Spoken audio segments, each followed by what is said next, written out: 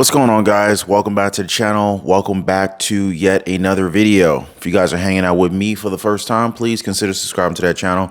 And while you're at it, go ahead and smash that like button. I would totally appreciate it. So guys, you guys have probably seen some of my recent videos. We were out of town, enjoyed a good vacay over in the good sunshine state of Florida. And we were actually hanging out in Key West for about a week, and it was a good time, very good time, beautiful resort. But man, oh man, is it expensive! And in Key West, it's kind of like you're on an island. I mean, you really are on an island, and it was a great example of how much cost of living can vary across the United States, and depending upon where you live.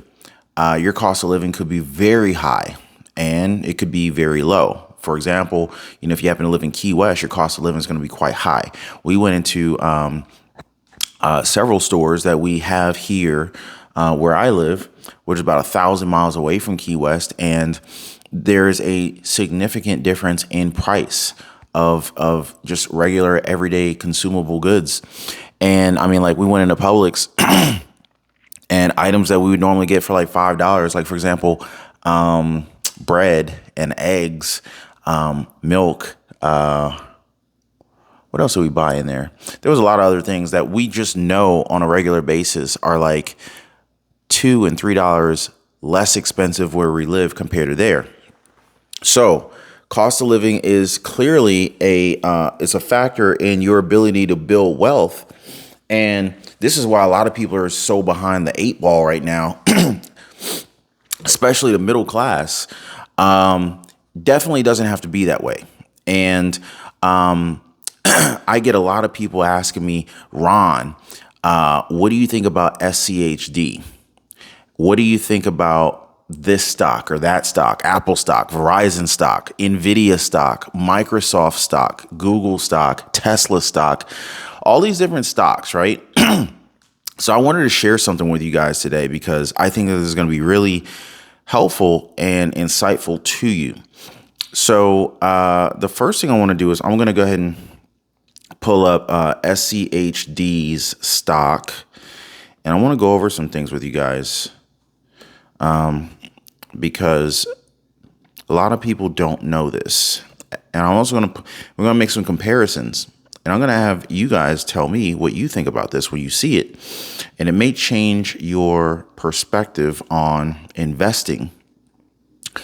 So we're going to pull up SCHD, which is the Schwab US Dividend Equity ETF. We're also going to pull up the S&P 500 performance. And we're going to look at these things over a couple of different time frames, like 1 year, 5 year. Let's also pull up Tesla stock, TSLA stock. And what's another common one that I get asked about? Let's look at Nvidia stock as well. I think it was an NVDA stock. All right. So I got them now. I want you guys to see this. This is what we're looking at here, right? So what I'm going to show you guys, I need to show you this. I need to share my screen with you guys. So give me 1 second. So, all right, I had to get all set up. So what I want to share with you guys is, now, obviously the cost of living is, going to be drastically different depending upon what part of the country you live, and your ability to have excess or disposable income has everything to do with how much money you can have left over to invest in the stock market, or to invest in real estate, or to invest in cryptocurrency, or to invest in gold, or to invest in anything you want to invest your money into to compound your money. You can only invest what you have left over. You can't invest money that's already been spent. And unfortunately, most people are doing one of two things, and it's making them poorer every single day, every single year. And it's making everyone else but them rich. And so most people are either spending all of their money on, just regular living expenses such as rent, mortgage payments, utilities, property taxes, insurance, cell phone bills, and food and gas, right? Everyone's got those expenses. But if too much or all of your income is going there, then how could you have income available to go anywhere else, right? The other thing is that some people have, or many people have, much more than that, and they can spend on other categories such as discretionary items. A lot of people are spending a lot of money on handbags, fancy cars, fancy vacations, very expensive dinners, going out to eat like at very expensive places on a regular basis, expensive clothes, Balenciaga t-shirts for $300, $500 sneakers, Yeezys, limited edition Jordans. I mean, they're like, and that's cool if you got it. I forget who said it. It ain't tricking if you got it, right? But I guess it is tricking if you don't got it. And me personally, I would rather look poor but build wealth than be broke and look dope. So I'm gonna go ahead and share with you guys some stock information. NVIDIA, we're going to talk about NVIDIA. We're going to talk about Charles Schwab, SCHD, S&P 500 index, and we're going to talk about Tesla stock. And I want you guys to look at this because this is how the wealthy build wealth. This is how Robert Kiyosaki, he don't invest in stocks, but he understands the priorities of investing and building your money through investments in assets that grow over time. And so while Robert Kiyosaki doesn't necessarily invest in the stock market, he's more of a real estate guy and more of a business owner, entrepreneur type of person. This information is going to be very important to everyone. And so, what I like to do is I like to make my investments up front and let my investments pay for my toys. So let me show you something. All right. So a lot of people have asked me over the years, Ron, what should I invest in? Right. And, that really depends on your own personal perspective. But the S&P 500 is, this is the stock market index tracking the performance of 500 of the largest companies that are listed on the stock exchanges right here in the United States. Right. These are the biggest companies that are on the stock market, right? And we tend to look at this as a gauge or a benchmark to see how well not really the economy, but the stock market is doing, because the stock market is not necessarily the economy. The stock market and the economy, they're two separate entities. So how well is your stock doing in comparison to the overall market? So when you invest in an ETF or index fund that's tracking the S&P 500, you're basically getting, a piece of 500 different companies, and that's a lot of diversification. Versus if you buy a single stock, you're purchasing one stock and you're not getting diversification. Certainly not the level of diversification that the S&P 500 would offer. So let's look at the S&P 500's performance over the last 5 years. So if we do that, we could see here that the S&P 500 over the last 5 years has generated a 61.38% return over the last 5 years. And if we look at the S&P 500 for the last 1 year, it's up 12.56%. All right. Now, a lot of people ask me about SCHD. I like SCHD, but how well does it stack up against the S&P 500 performance, right? So if we look at the if we look at the Charles Schwab U.S. Dividend Equity ETF, SCHD, we can see over the last 5 years, it generated a 46.46 return. But if you compare that to the S&P 500, the S&P 500 outperformed it by 20% over the last 5 years. Now, that's a tremendous difference. That's a lot of money being left on the table if you had invested heavily in SCHD compared to the S&P 500. Now, so that's a 5-year comparison.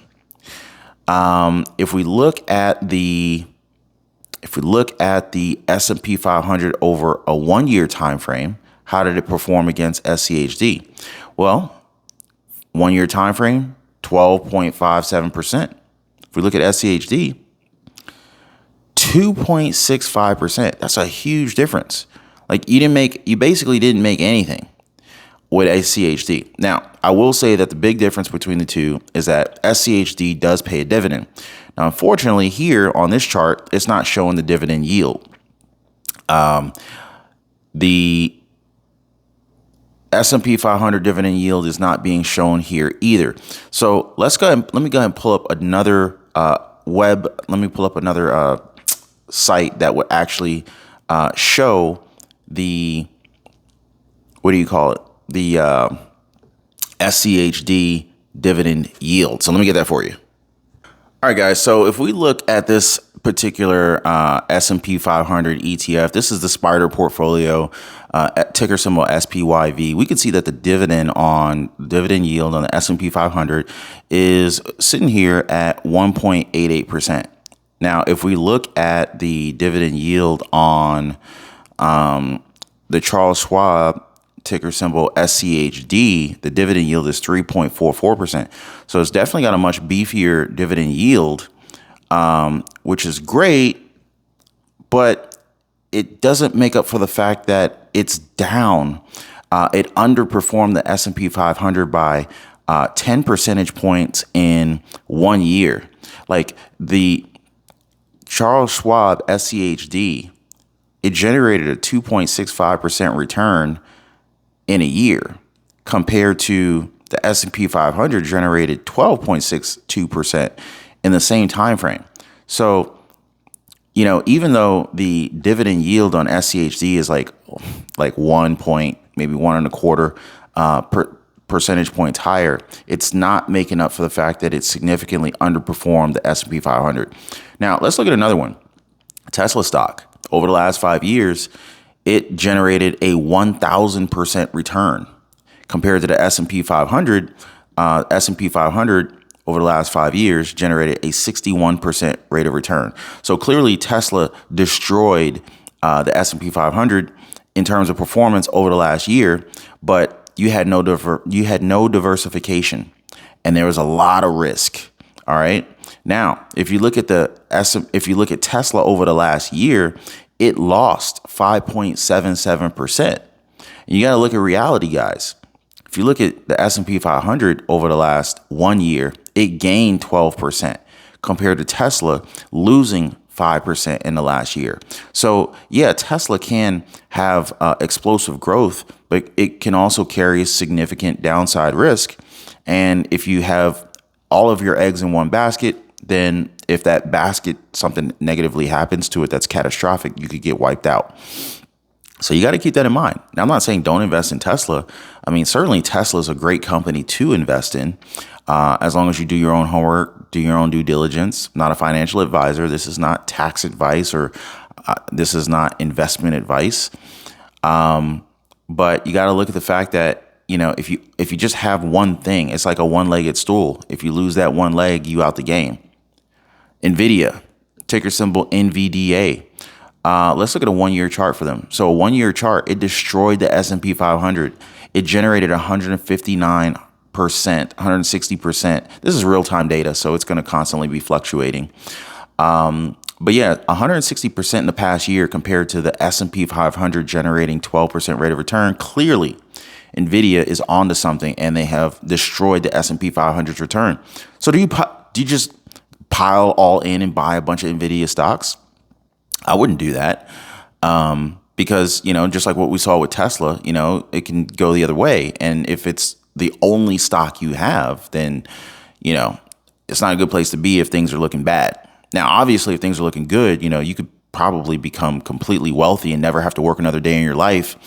But that's a big gamble. Do you want to put your whole future on one company's stock that you really don't control? There's a lot of different variables and factors that can influence the value of a stock. And a lot of those factors, all of those factors for the most part, are completely out of your control. So you gotta accept the risk that you're taking when you invest in anything. Now, if you look at the 5-year chart for NVIDIA, it's even better than the 1-year chart. The 5-year chart is explosive. 644% in the past 5 years compared to the S&P 500 over the last 5 years. S&P 500 is at 61%. So if you had invested in NVIDIA, if you invested in NVIDIA, you might have taken, let's just say you bought NVIDIA at $63 a share back in 2018, August of 2018, and you held on to that stock today. That's a 644% rate of return. That is literally like ridiculous. So where's my calculator? So let's just say you had invested in NVIDIA, and basically you invested $10,000 in NVIDIA in 2018.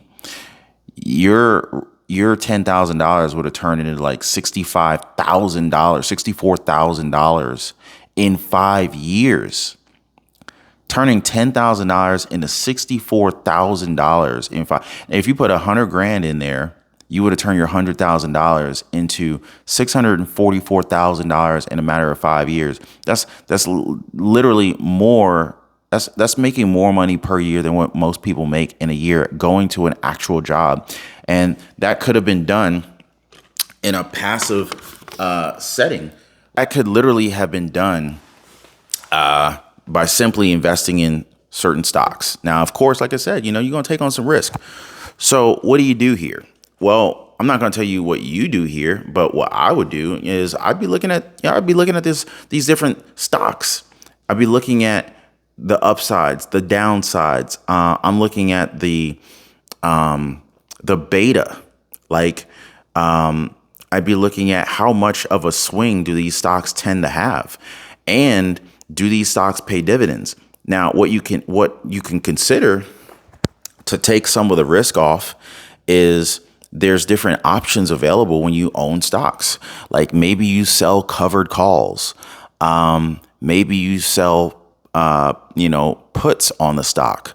There's a lot of different ways that you can take a stock and then make money off the stock besides just the dividend and besides just the capital appreciation that the stock will generate. So I just wanted to share this with you guys because, think about it. If you're saying to yourself, hey, I don't have the money to invest, if your cost of living is too high, then maybe you need to make some changes, either increase your income or consider moving to a new location. But between those two things, we can come up with the extra capital needed to make these investments, to generate passive income, to increase our net worths. And I think that the world will be a better place for it.